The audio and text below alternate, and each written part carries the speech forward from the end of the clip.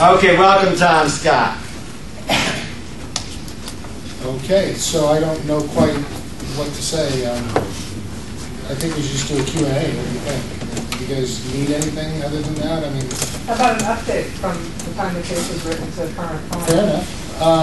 Most of you that live in the area probably know that we went ahead and we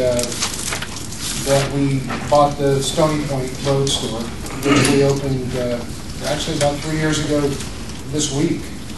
And that store's done very well for us. It was a real sleeper. One of the things that was a shame about when John, who was one of my MBA, not partners, but he was going through the program when I was going through the program, when he wrote the case, I was bound by a confidentiality agreement. So we were talking about this expansion, but I couldn't share any of the details of the properties. One of the things that really sent us over to Stony Point was the occupancy costs are almost non-existent. We're paying about 30 cents a foot over there, which for that kind of space now, you could probably rent it for about $1.25, $1.25. 3 years ago when we opened the store, that kind of space was going for $1.50 to $1.60. So to get 30 cents a square foot, and there's 30 years left on the lease. It was a long-term Albertsons legacy lease that it just made it really beneficial it took a lot of the risk out of going there. And I won't tell you some of the other reasons why unless you ask, as far as why we chose that location and not the Nevada location, but that was one thing that wasn't in the case. Yeah? Yeah, what was your square footage cost in Nevada? The square footage cost in Nevada was... Your cost per foot? It wasn't too bad there either, but it was I think it was like 75 cents, but the lease was short. It was one of those things we'd be renegotiating the lease shortly thereafter, and it's one of the reasons I think why Delano's is pulled out of there. Delano's was the one that took over that store in Nevada. When we made the move to buy the Stony Point Road store, Steve allowed me to buy into the business. I own 10% of the business now, and that's working out well for both of us, I hope. Steve's 64 now, and we're one of the things that wasn't mentioned here, we have some problems with our landlords in Cotati. We're having trouble renegotiating our lease there, and we have 4 years left on that lease. As a defensive move, we bought some land in Cotati. We bought 7 acres of land that we're actually in the process of trying to obtain entitlements to build a small shopping center. And the land we feel is a better location than the Rancho Cotati Center we're in. It's actually right on the freeway. It's really expensive and fraught with risk. If the landlord came to the table today, we'd probably cave and stay where we're at.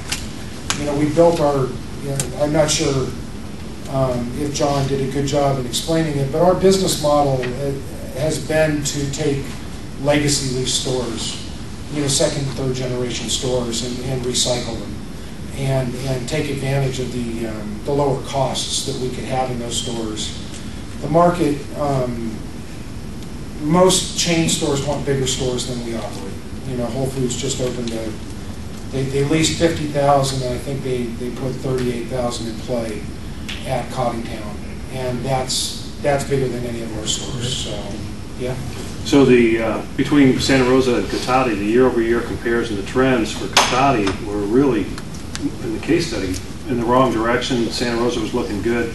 Yeah. Did you turn those around? How did you do that? Did you run some compares between the two stores? Well, at the time this case was written, even though I carried the title general manager, the way the company was structured was I was directly responsible for one store, and then through the strength of my personality, I was supposed to make the other store profitable somehow. And basically what happened was the store manager and I switched positions. And the team I had built in Montecito had a lot of mature managers that had a lot of track record. And so, and Eric, the store manager that's mentioned in the case, had a lot less experience than I had. So it was sort of a better fit for the company was to move Eric to the store that had the training management team and to give me the younglings to bring on. And actually, Katati is it's on an amazing growth curve right now. It's up almost 9% right now this year, and it's made a big turnaround. So. Did you end up hiring a HR manager, or you do that? Yeah, actually, we actually developed an HR manager. I had my floral clerk in Montecito was going to the JC and studying, went through and got the HR certificate. And she had some unique institutional knowledge. She, those of you who've been to our Montecito store, the floral department's right up front. So everybody that comes in and out of the store would talk to Susan. And so she had sort of a unique perspective on the company that has made her a tremendous HR manager. So we actually have 2 people working HR now in the company. It's not enough, but it's we're a small margin business, and we're making it work pretty well. Yeah. So on that same thread, it seemed that your benefits costs were outpacing your gross profit pretty significantly in the time frame that we saw in the case, and part of that was getting an HR manager on board. Right. And I'm curious if you had to make some hard decisions there. With you were proud of the fact, or are proud of the fact that maybe you're a union now, I don't know, but you were non-union at the time, but your employee cost was significantly higher than the union guys. I'm wondering what decisions you made to rectify that. Well, the HR manager had something to do with helping that. Right after this case was written, the workers' comp laws were reworked in the state of California, which brought our costs way down. But we were running, I'm not sure if you guys understand, how many of you know how workers' comp costs work, but they have something called a mod rate. Yeah. And our mod rate at the time this case was written was about 160. Because we were just, well, one, we were really nice that we just encouraged people to report their, not that we don't encourage people now, but there was a cultural problem. And then on top of that, there was a crisis in the workers' comp industry that was that we were a victim of. And that was a lot of why our benefits costs were ginormous at that time. With having good HR programs, we have a full-time store trainer now. We have a safety incentive program that one of the things Susan put into place was that. And our mod rate went down to 92 last year. Right. So that's really helped. We actually are benefiting about 10% more of our employees now at slightly less cost than I saw. When I kind of reviewed the case before coming in, our benefits costs were a little bit less, but we're actually providing better health and welfare for the same price. Well, I wouldn't have considered workers' comp to be a benefit. First of all, in my thinking, if I would have a benefit, but that's neither here nor there. But what I noticed in relationship to the employee was that you had so many more employees than your competition in the case. Yes. I mean, almost twice in some cases. So can you talk a little bit about what is it still happening and how that worked for you? Yeah, it still works. Our average hourly rate is still relatively high. We're able to extract more gross wall to wall than our competitors, not Whole Foods, but certainly more than I think. I haven't looked at that part of the case recently, so. But that's part of our model is building servicing. We do have a lot of low-end employees. I have a lot more baggers per checker than like Safeway would run. We actually have more checkers. Not being union allows us to differentiate in the way that we pay our employees. I constantly preach that we pay what it takes to attract and retain. Well, it doesn't take a lot to attract or retain a bagger. And even checkers nowadays don't have the skill levels. When I came up in the industry, a checker actually was a really highly skilled person. They had to memorize a bunch of prices. They had to be able to do math in their head. They had to be able to extrapolate. We had these really exotic scales that we used to try to figure out how much 8.3 pounds of apples would cost or whatever. And now everything is so driven by the technology that it doesn't take the same level, the same caliber of person to do it. And yet the chains are burdened by legacy union contracts where they're paying, upwards of $20, $21 an hour for checkers, and we're topping out at 16. At the same token, in areas where they could use some expertise, like in their delis, where they're not, we're able to, our average deli worker makes more than an average deli worker at a union store. And so we're able to sort of kind of get our costs in the right places and have enough help where hopefully it's a competitive advantage for us that you don't have to wait in line as long at our store. Your sandwich is made right the first time at our store, those kind of things. Does that answer your question? Yeah, I was curious because it was really pretty dramatically different. Right. So I was, sort of wondering again how much of it went to the culture. I of course know there's a certain amount that has to do with it. You are paying people less because you're not a union shop, but it wasn't like you had 10% more employees. It was like you had 60% and 70% more employees in some cases. In some cases, with I'd have to look at the numbers. Yeah, so that's good. Because I'm on that same string, because it was the labor, the staffing level that struck me too. Because you're right, on a per square footage basis, you're at the top of the line generating what revenue you can per square foot. But when you look at your labor or your sales per man hour worked, you're actually below the average. And I wondered if you guys had ever thought of toying with that. Because my limited knowledge of the retail business is, you're right, the more people you have, the more sales you can generate. That's generally the trend in retail. But it almost seems like that there's got to be an equilibrium point there, and I'm wondering if you guys have played with it at all to see if you can improve your margins. We're certainly operating more profitably. Our margins are stronger than they were in 2005 now, but not dramatically. I mean, they're probably 30 or 40% better than they were here, but it doesn't really change the basic recipe you guys are talking about.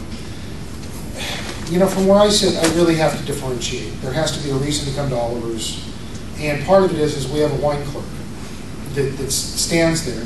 Now, does that, we probably have twice as much help in our wine department, and we probably generate 20% extra sales with the extra guy. But what it does, it's a reason to come to Oliver's. It makes it so that, it's just, we're always asking ourselves, why would somebody come to shop with us and not with Safeway or not with Whole Foods? One of the big pushes we have in our vitamin departments right now is Whole Foods is taking staffing away. So we're increasing our budget there so that it's obvious that when you walk into our department, there's someone right there to help you. And are we going to see a direct benefit? Is there going to... We do a lot of things that aren't really quite MBA kind of... There's a lot of... it's more Jedi. Hopefully it's Jedi. Hopefully it's but a lot of it's just about our sense about who we want to be, and trying to listen to our customers, trying to listen to our employees' feedback about what our customers are telling them. And I don't know if that, I know this really doesn't answer the question. The answer is we kind of look at it and we kind of try to make sure that we stay unique. Just staying in the same kind of vein, just looking at the numbers in the case, it has the weekly sales per full-time employee at $400 less than the national average. And so with 115 employees, that's $46,000 a week and $2.4 million a year. Does that make you think any differently, or do you guys look at that kind of thing? Or? Yeah, we do, but I've watched a lot of guys manage, and again, this is one of those things that I think the MBA tools that you guys are going to be learning here, or that I think I learned in this program, are really, really important in helping you ask that question. At the same token, you can make yourself so efficient that you're not interesting anymore.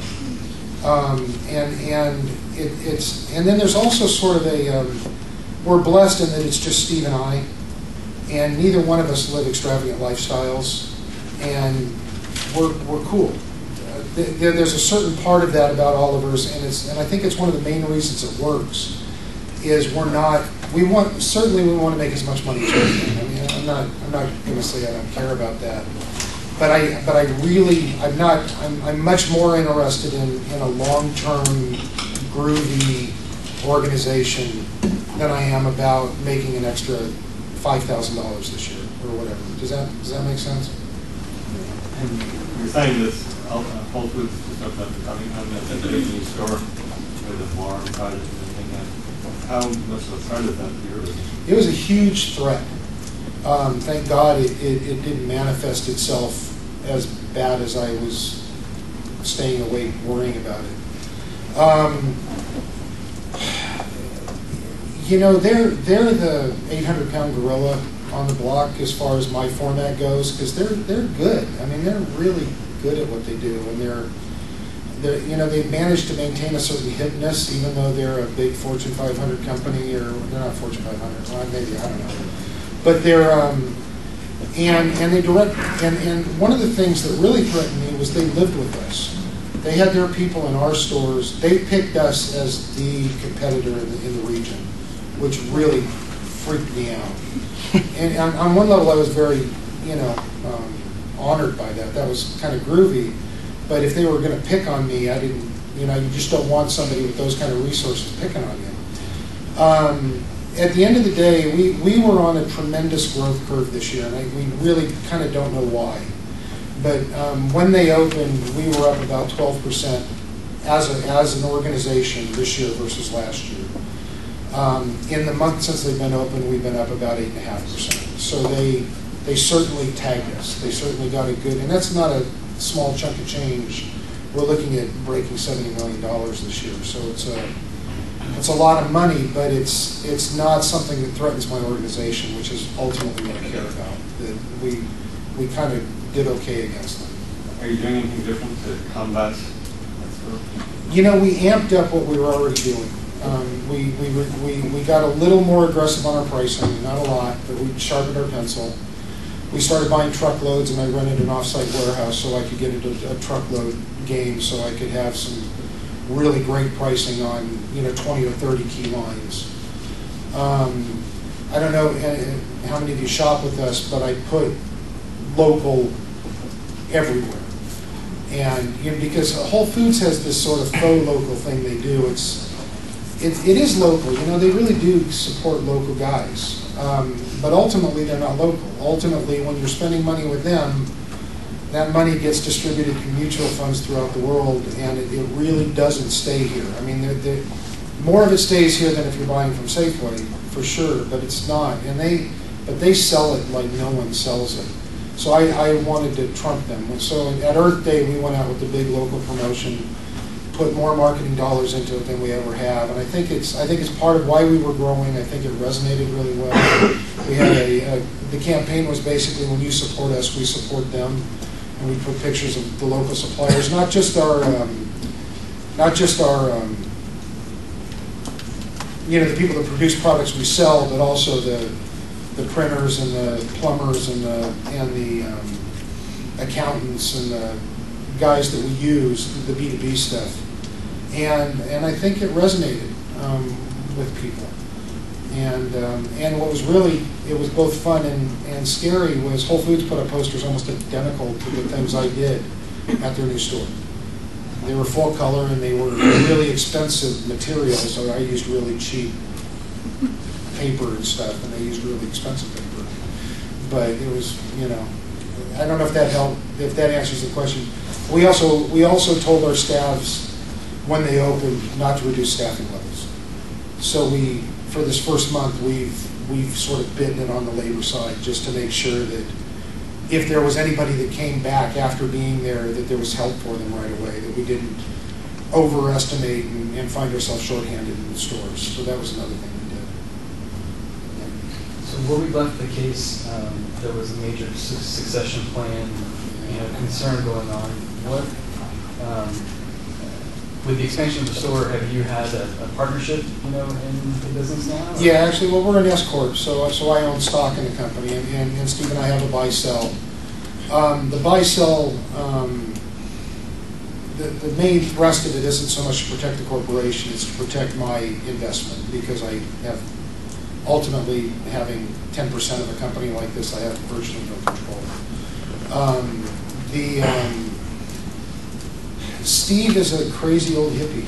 He's a really great guy, man. But he just kind of, it's not that he lives for today, that would be the wrong way to say it, but he really it's like, don't box me into anything.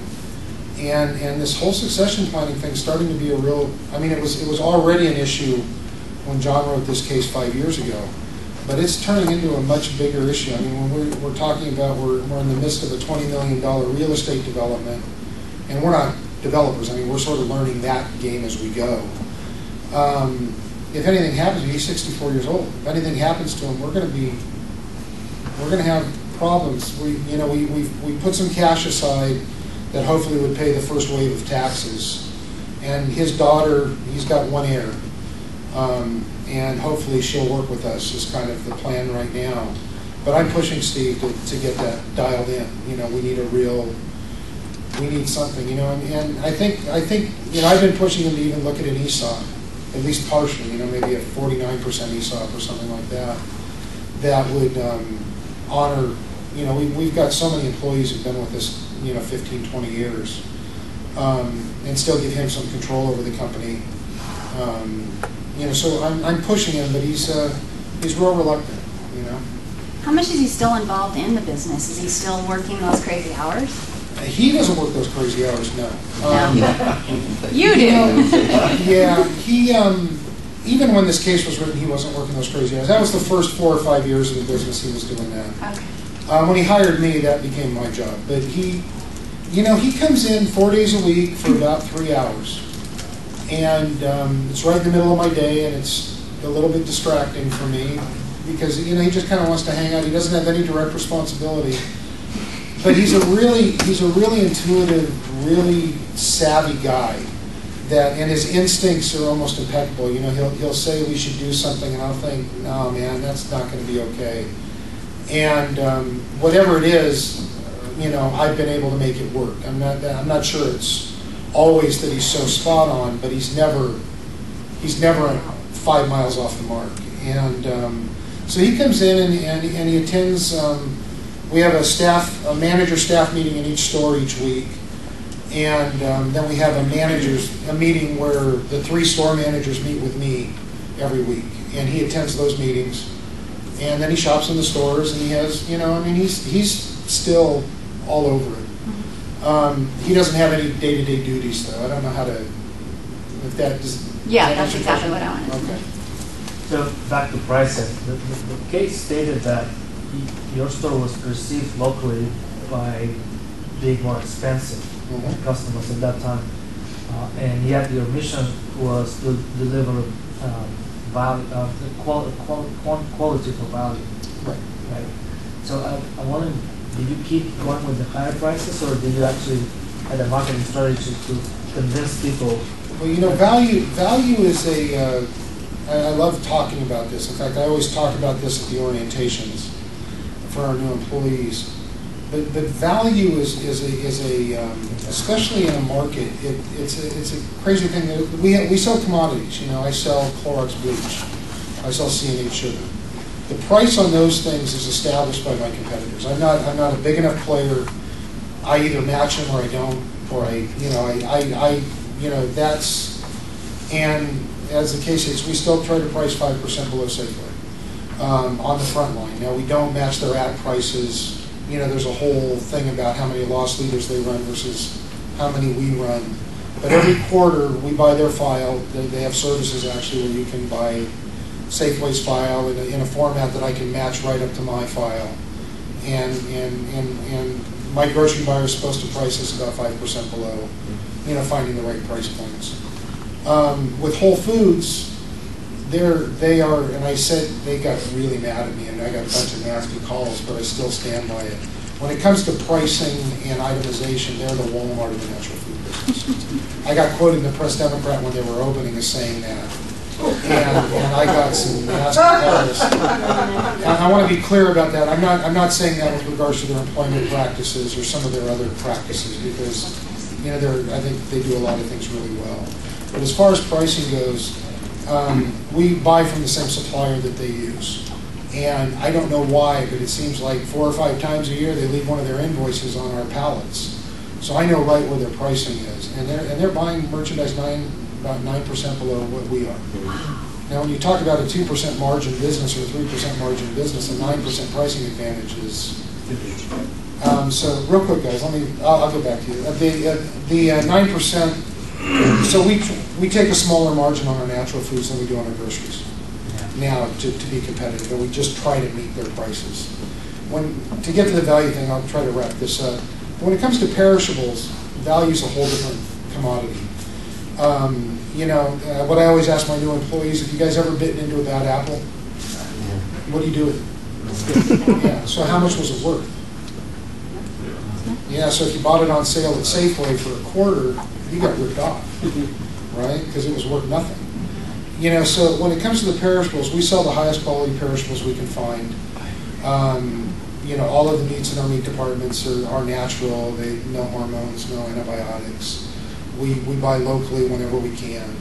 And we buy the best stuff on the market. And there's a premium that comes with that. We try to work as close on margin as we can, but our steaks are going to be twice as much as Safeway's because Safeway sells ungraded select beef.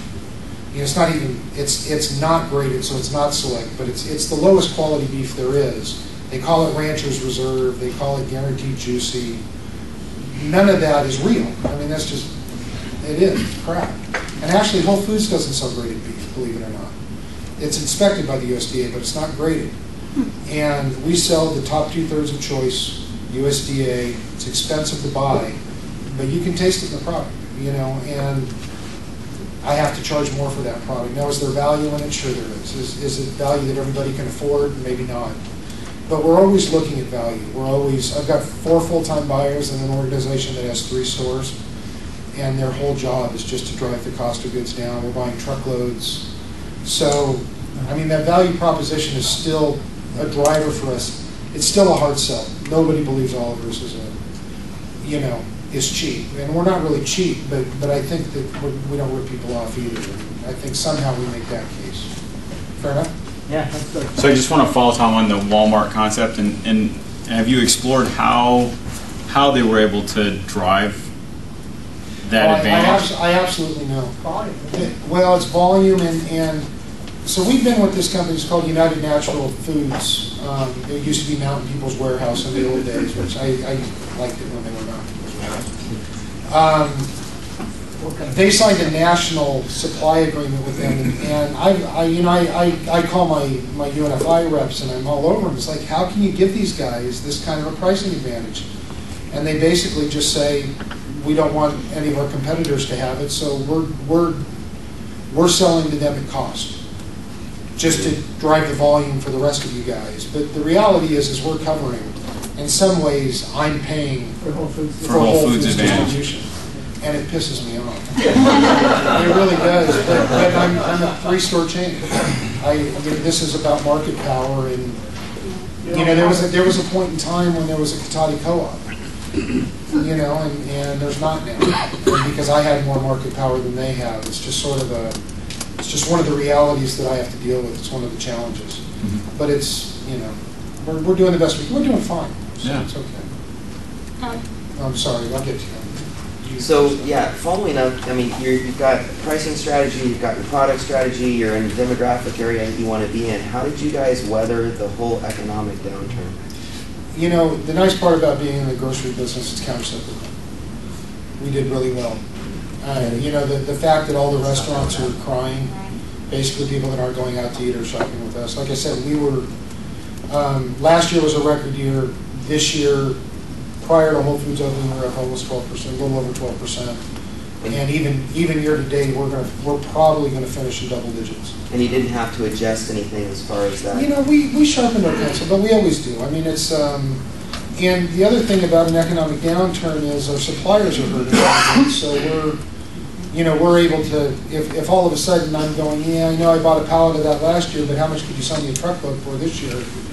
We're getting some really great deals through the back door, and we're passing them through. It's been, and we kind of pinch ourselves because a lot of other independents, and if you look at Safeway's financials, and Whole Foods stock price went through the roof the last month. I don't know why, but most of the conventional chains are really suffering right now. And I think we've been lucky, and like I said, I think we're the logical supermarket if you don't want to go out to eat. if you want an alternative to a restaurant, we're a logical alternative to that. So in your mission statement, you have that you guys prioritize quality, and when you have the staple program, I think, where you lower 8 to 10% the prices to compete with Safeway and different other stores, based on this financial statement that we had access, it didn't convince me that the strategy to reduce the 8 or 10% was working on your favor. What I got the idea was that it is attractive for the consumer to go to a place where they can find the product. But really the consumer you're targeting, according to your mission, is the upper or the upper middle income up, right? You're not worried for the lower income. You know, I think more correctly, we're targeting the middle and the upper middle. You know, but the middle class guy, the guy that cares how much the gallon of milk is, or how much you know, there's a difference that, you know, a gallon of Clover milk right now, I think is running $3.99, and you could probably buy 2 gallons of out-of-state milk for that price. We're not looking for the low-income person, but there is a middle-class shopper that cares how much oil wheat bread is, how much Clover milk is. And on those items, I think it really does matter that if, and one of the things I think, you know, we've had a couple of other local competitors, and I don't want to speak ill of them, but, you know, like Pacific Market doesn't have a staples program. And it's really hard when you go in there, because I think that if you just want a loaf of bread, or you know, you don't want to feel like just because they've got great perishables or they've got a great deli, that you have to pay $1 more for your bread for the privilege of being able to buy your deli merchandise there. So, you know, we try to, you know, we try to find that sweet spot in the band where we can, and I think it really comes down to, and I don't want to sound too Jedi, but it's kind of a karma thing, that we really want to feel like we're trying to be fair, that we want a perception that we've got great products and that we're not rip-off artists. We're fairly priced, and offering value in those staple items seemed like being true to that mission. And does it hurt our gross profit? It does. But the volume itself helps. If we don't lose a basket of groceries because we're okay on that, on a couple of items in the store, we might end up better. You know, volume makes all the difference in our business. You know. And one additional question: how is your private label program going? You know, I forget where we're at. You know, the private label program in our deli, you know, the stuff that we're producing ourselves is off the hook. It's up like 25% this year. But we're getting better and better at doing that. When we opened the Stony Point store, we built a commissary kitchen over there. And so all of the things that come with the UPC code, things that we aren't selling by the pound, but that, you know, if you pick something up in our store and it's like beef stroganoff for $7.99 or whatever, dinner, or those things, 90% of that's being produced at Stony Point in bulk and relatively efficiently. I mean, I say relative, it's not like Stouffer's or something like that, but it's a lot more efficient than it was when we were doing it at each store. And so we're seeing some real gains in that. We've pretty much abandoned other private label stuff because we're in the markets that we're trying to compete in, like especially with natural foods and buying these truckloads, we're actually able to acquire branded merchandise cheaper than we can buy a wholesaler private label product for. And given our format, we feel there's more value in that. So we're not doing a lot of wholesaler sort of private label. So in the case, you mentioned that the printing program was not up to par, and that was something that you personally felt needed improvement. So has that improved? It has a lot. It's still, you know, there's always room to improve there. But by the time the case was written, it was, there's the time clock, there's the deli, good luck. was sort of how that worked. We have a full-time trainer now. We have some computer-based training for food handling, safety. You know, all of the people that work in our food service areas go through a 2-hour program where they receive a food handler certificate. We do a 4-hour orientation for all new employees.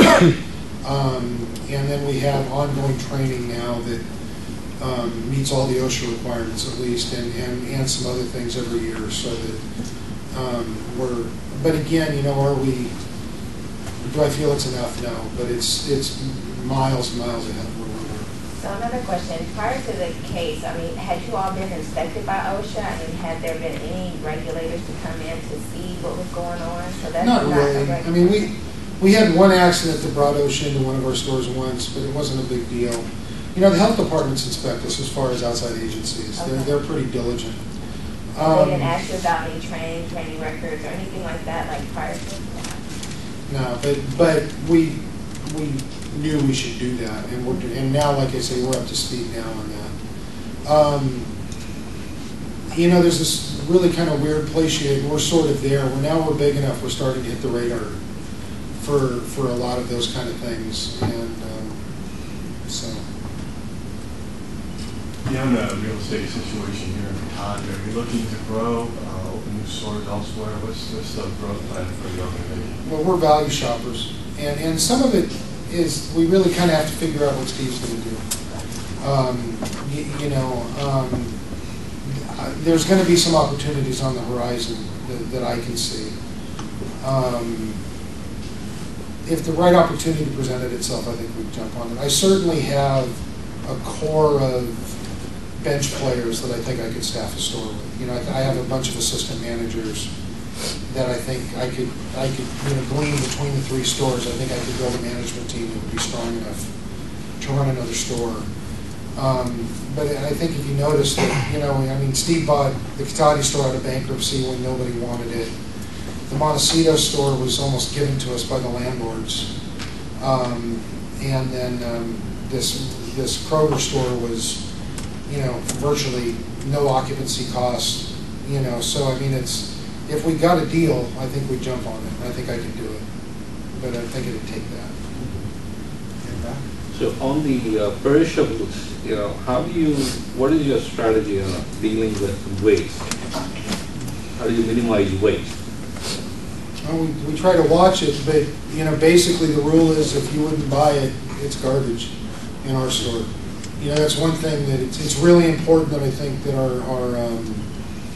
our customers can trust that. Now, you know, that's a moving target. I have one of my most successful managers he's been with us 20 years, but he came to this country from Vietnam. He's a boat person, and you know, the question of, well, if you wouldn't need it, throw it away, is really hard for we, because he just can't imagine the waste in this country. Do you know what I mean? And yeah. So getting him in the right place on that. But generally speaking, you know, we work with food banks, and you know, the food, we have hog farmers at each store. We're composting now with Sonoma County, so the food isn't going to waste, so to speak. But as far as if it's on the shelf and it's funky in any way, shape, or form, my orders are to pull it and not have it there. Yeah, we referenced the mission a couple of times. It's one of the things that stuck out when I read the case. Your mission's really lengthy, so it's 3 paragraphs long. It's talking about a variety of different things. So when I read it, it's hard for me to tell what is the main focus for all of it as a company. And I'm just curious if you thought of, you know, we're kind of all over the place. You know, there was some, when we were developing the mission statement, there was some energy about it being about 10 times as long as it is. You know, part of this goes to Steve, sort of. I said he doesn't like to be fenced in. You know, it's always, you know, there's a lot of flexibility in what we do, which is part of our strength. If you read the mission statement, what I'd really, if I could distill it, it's like, you know, we really want you to trust us. We want to provide you good food at a fair price, and we'll reinvest some of your money in the community. And you know, that's kind of who we are. We'll treat our employees well as we can. And that, I don't know if that answers your question. It's the committee work at Oliver's is ginormous. You know, it's a pretty democratic thing, and whenever we change anything, we try to get everybody involved. And sometimes it's just like, you know, it's like moving something to Washington. Sometimes it's just really hard to do. So, yeah. Have you ever thought of doing a management buyout, buying out? It's hard in retail. You know, what's happened with our company is it's become way too valuable. Even for me to buy in 10%, Steve had to discount it dramatically to let me get in. And so Steve's in this place, in order for him to get the value out of the company, it's going to be, we just don't pay anybody. I mean, he didn't even pay me enough to do that. So it's a hard thing. You know, an ESOP's probably a more reasonable approach, but then again, you know, letting the monkeys run the zoo is no, I'm serious, because we already have some of that kind of a problem going on. It's a concern. I'm interested in the business model in that, you know, back when, you know, all this, historically, the Ducati Co-op was a big part of my life, and Oliver's was the big enemy that came into town and shut the co-op down. And it was very interesting because a lot of people from the co-op went to work for Oliver's. Well, I felt really guilty when that was going on. In fact, it was a sort of interesting times, yeah. Well, we always had this thing where we still do. We have a bulletin board where you can leave us suggestions about what you want. Actually, my wife's job is to manage all those things now. But we started getting all of these comments back in that day about, we'll carry more organic produce, carry soy milk, carry. And so as we started to respond to this, then we started getting flack from folks like you going, what are you doing? You're competing with our co-op. And we're going, well, but our customers are asking. Anyway, so what we did do, and I do want to say this, is when that started to become an issue, I went there and met with Sue and Laura and offered to let them, because we were buying cheaper than they were, and offered to let them buy off us. That, you know, if I was buying a pallet of soy milk, I offered to let them, because I wasn't interested in their business, I was interested in, you know, generating new business, but it was, and then it still didn't work. And so we ended up offering them all jobs. They came to work for you, which is great. Well, Sue didn't. It took Sue 2 years. But my point was this, is that was the beginning of natural food starting to become more mainstream. You know, this is really before Whole Foods, and there was no Whole Foods and nothing. So in terms, you know, you say that, I heard you say, you know, 12% increase in growth this year, and I sort of heard you say you don't really know why. But my guess is you probably do know which areas of the business are generating higher profit than others. And I'm curious if it's tracking, such as prepared foods, is still really growing, viable, good margins. Yeah, produce went haywire this year. So the produce growth was twice what it was last year. I mean, twice in 2010 what it was in 2000. Overall, organic. Yeah, but the organic was a big driver in that. But in the past, we've seen produce move from conventional to organic. And this year, just the organic sales went crazy. And are your margins better? Margins are better in conventional. And what about natural foods? Because for a long time, there was a trend where that was the sweet spot, because the margins were so much better. It was 7 or 8 years ago, natural foods was a gold mine. And like I said, Whole Foods has just taken all the fun out of that business. I mean, but it's real. It's part of our mission. It's part of the store I want to shop in has natural foods. So what is Oliver's sweet spot, would you say? If you're going to put it here. You know, we've seen general growth all the way through. Even our dry grocery sales are up this year. They're not up. You know, certainly natural, organic produce, deli is all up. Our wine department sales are way up, but that's a function. That actually is a function of having a new really good buyer that's driving those sales. But it's across the board. I mean, certainly those areas that you would think are trending better, but every category is up except for sushi. And I think that's because every grocery store has sushi. Except for sushi, Tom, aside from the whole, do we develop the whole development plan that's going on right now? What are the things that keep you up at night? Well, that's certainly the development plan. You know, I mentioned that we got on the radar for governmental agencies. You know, we got on the radar about a bunch of other stuff.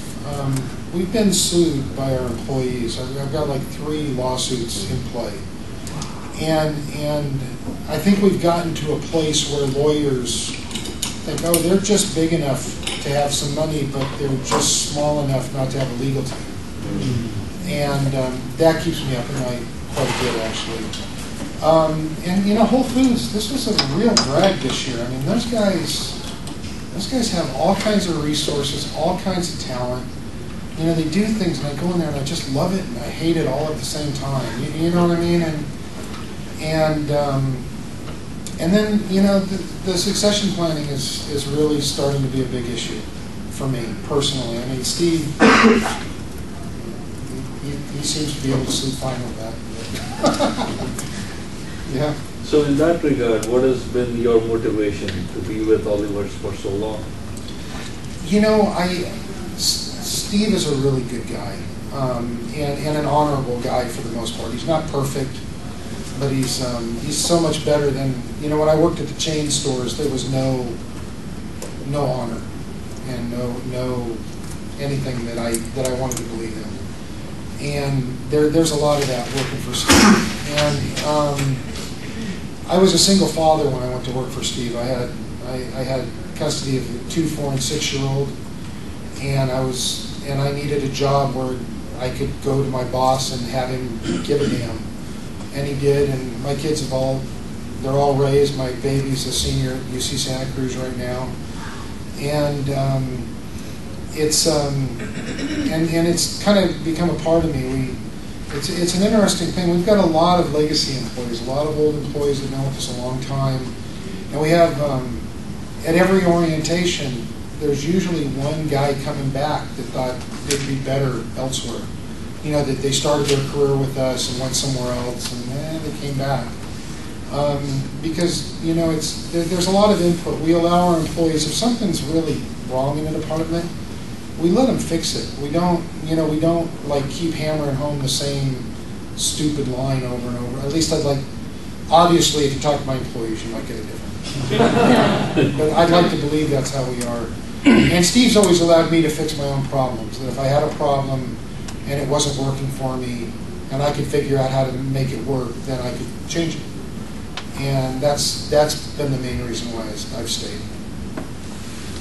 So as times go forward, there's a need for the culture to sometimes change. Are you guys seeing some of that? Is the culture needing to change, or is it good where it is? Yeah, you know, there's a real hard balance to find between, you know, John, I think, did a good job in the case of talking about the importance of entrepreneurial energy in our model. With the third store, it was really important to overlay a corporate structure that extracted the efficiencies of scale that we got out of the 3 stores. And that's an ongoing dynamic battle. In fact, we budget every year. Because we're an S corporation, our fiscal year and our calendar is a calendar year. So I'm in the middle of finishing next year's budgets right now. And there was a big conversation is what role do we want corporate to play? Because there's this, you know, and then, you know, as a corporate employee, what I'm seeing is what you want to make all the decisions, and you want corporate to fix all the problems you create. You know, that's what I'm telling the store managers, and the store managers are saying, well, corporate, you guys you have no idea what it's like here at store level, and you know what I mean. And so we're trying to find, you know, that conversation is an ongoing conversation, but it's not the same. You know, when we want the same, where it used to be a produce guy, produce is still one place where this happens, but I've got one produce guy that likes to buy his citrus from one supplier, and another guy wants to buy it from another supplier. And then we have customers that complain, I can't find Robert Grist tangerines at Cotati, I can only get them at Montecito. And that's sort of an organizational problem, and we're trying to figure that out. there's a lot of places where we've taken that out of their hands. And like I said, I've got 4 corporate buyers that are making itemization and pricing decisions across. You know, they're sort of the horizontal organization of the company. It's still pretty vertical, but I do have those 4 guys in HR that are doing some horizontal work. One more question. Sure. Have you thought about internet-based orders, and have you thought about upgrading your website to a level that matches Whole Foods? The and website, Safeway? version 2.0 is in production. And it should have a lot of social media attached to it, because I think I hear that's hip. I don't know by experience. You know, internet-based ordering is never going to happen for us. One of the biggest labor components that we have is customers coming and doing all the picking themselves and all their own home delivery. You know, when you think about what it would take to replace all of the labor that goes into a customer walking the store, you know, loading up their basket and then taking it home, the expense for me at my level and of technological ability, we're just never going to be there, you know, at least in the near-term future. So would you say your generic strategy is cost or differentiation? It's differentiation, but it's best cost. If there's a cost strategy, it's best cost. Is that what you guys are running? You know, it's yeah.